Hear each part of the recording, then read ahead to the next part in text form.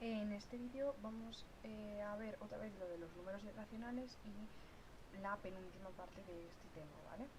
Entonces, bueno, esta parte de irracionales es lo que hemos visto esta mañana y definimos los números irracionales como los números que no los podemos poner como fracción. Entonces, ¿qué pasa con ellos? Pues que su expresión decimal tiene un número infinito de cifras decimales que no van a ser periódicas. Si os acordáis del tema anterior, estuvimos viendo varios tipos de decimales y siempre los intentábamos poner como fracciones. Pues en este caso no vamos a tener forma alguna de poder ponerlo así. Entonces, algunos ejemplos, pues primero sería las raíces que no son exactas. Es decir, no encontramos ningún número que al cuadrado nos dé ese valor.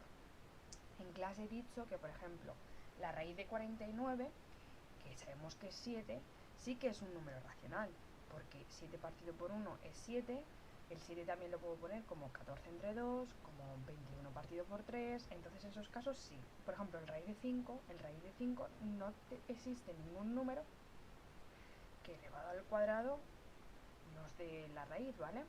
Entonces no se puede. Entonces las raíces de números primos siempre van a ser números irracionales. Por ejemplo, otros ejemplos tendríamos el número pi, que es 3,1415, es decir, este número es larguísimo, entonces no os lo voy a poder poner como fracción. El número e le pasa igual, el número alfa igual.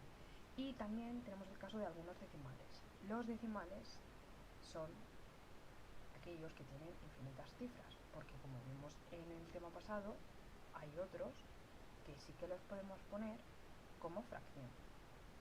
Entonces, como ya vimos en el tema anterior, el conjunto de los reales es el conjunto de los racionales, es decir, de las fracciones, más el conjunto de este tipo de números, que son los irracionales.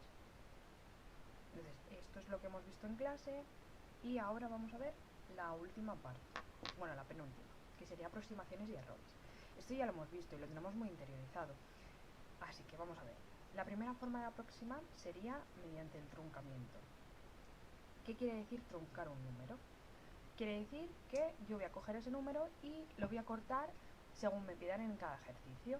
En el primer ejemplo nos pide, bueno, lo que hemos hecho ha sido acortar el número a solo una cifra decimal. Es decir, tenemos raíz de 5. Raíz de 5 es 2,23, 60, 67, 9, etc, etc, etc. Y nos piden que lo trunquemos a las décimas. ¿Vale? Entonces, ¿qué hago? Pues cojo el número y hago 2 con 2. Lo dejo ahí porque me están pidiendo décimas, ¿vale? Si me pidiesen centésimas, etc., pues el número sería más largo o más cortito. Pero en este caso, como nos pide a las décimas, 2 con 2 se nos quedaría. Otro tipo de aproximación sería redondear. Esto lo tenemos muy claro. Por ejemplo, si en un examen yo saco un 8,76 y quiero redondearlo, la nota va a ser un 8,6. Si yo tuviese un 8,73 y lo redondeo, se me va a quedar en un 8,7, creo que he dicho, ¿no? Vale, entonces, es decir, ¿qué pasa? Para redondear lo único que tenemos que ver es qué tipo de número nos están pidiendo y si la cifra que lo precede es mayor que 5 o es menor que 5. Por ejemplo, en el primer ejemplo que tenemos aquí, dice que los quieren redondear a las décimas. Nos dan raíz de 23. Raíz de 23 es 4,79, 58, con infinitos decimales. Como nos han pedido que lo redondemos a las décimas, tenemos que fijarnos en los dos primeros decimales. ¿Por qué en los dos primeros decimales? Porque nos están pidiendo décimas y para ver cómo redondeo, si para arriba o se queda como está, tengo que ver cuál es el segundo decimal. Entonces, en este caso tenemos 4,79.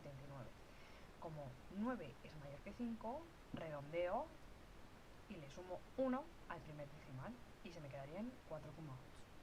Entonces, cuando hagamos aproximaciones, tenemos que tener en cuenta que puede haber aproximaciones por exceso o por defecto. Por exceso, se dan cuando la aproximación es más grande que el número que nos han dado de partida. En el caso de la aproximación por defecto, pues va a ser por defecto si la aproximación es menor que el número que nos han dado.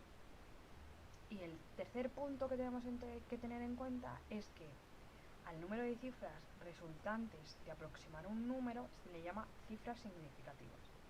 ¿Vale? Si nos pidieran las décimas, pues el número que esté en las décimas será la cifra significativa. Si nos piden más, pues serán las cifras. ¿Vale? Entonces, ahora vamos a ver los errores. Tenemos error absoluto y el error relativo. ¿Qué es el error absoluto? Es la diferencia entre el número y la aproximación que nosotros hemos hecho. ¿Vale? Lo llamamos E sub A. Entonces, por ejemplo, tenemos que queremos saber el error al redondear 1,34765 a las milésimas. Vale. Si lo hago a la milésima, entonces tengo que mirar, o sea, queremos que estén los tres primeros decimales y nos vamos a tener que fijar en el cuarto decimal para saber si redondeo por encima o me quedo como estoy. Entonces, ¿cómo hacemos el error absoluto? Pues el error absoluto es nuestro número, que es 1,34765 menos la aproximación. Como hemos dicho que queríamos milésimas, nos fijamos en los cuatro primeros decimales. Va a ser este, el cuarto decimal, el que nos diga si redondeamos hacia arriba o nos quedamos igual. En el caso que tenemos ahora, que sería 1,3476, el 6 va a ser el que nos diga si redondeamos hacia arriba o nos quedamos igual. ¿Qué pasa? Que 6 es mayor que 5, por lo tanto, tengo que redondear hacia arriba. ¿Y a cuál redondeo? Pues al que justo está antes que es un 7. Así que el número aproximado sería 1,348. Si yo hago la resta, siempre en valor absoluto para que nos dé positivo, eso nos da 0,0035. ¿Vale? Y ya está, ese sería el error absoluto. Vamos a ver el relativo. El relativo es el valor absoluto del cociente que hay entre el error absoluto y el número. Es decir, tengo que dividir el error absoluto entre mi número de partida. Tenemos el mismo número que antes. Tenemos que el error era 0,0035 y mi número era 1,34765. Yo hago ese cociente y me da 0,000259. Ya está.